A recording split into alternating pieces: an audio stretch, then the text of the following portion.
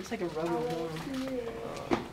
How does that look, Blakey? Okay, you ready? Did you start? Yeah, it looks like This film was brought to you by 6 Period, B6.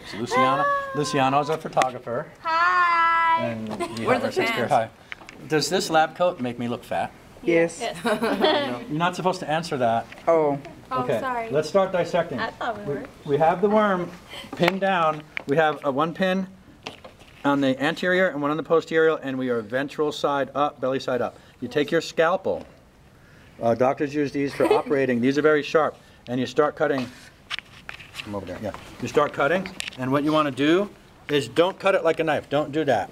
Like a knife. like that. Okay. You want to go straight down, and don't try not to poke it into the wax either. You go straight down, and use that very, very sharp tip, and start cutting. But don't cut too deep, because you're going to cut through the esophagus, and you don't want to damage the brain, and you don't want to damage the crop or the gizzard. You mean the crotch. Okay. And you want to cut, and you cut very, very carefully.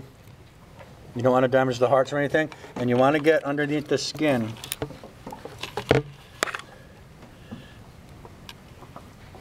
And it's the esophagus, not the esophagus. It is the esophagus and the crotch. The crotch. Okay, and you're cutting. I'm trying not to damage. I was going fast, and maybe I damaged something. Let's see. So you want to start pinning. Okay,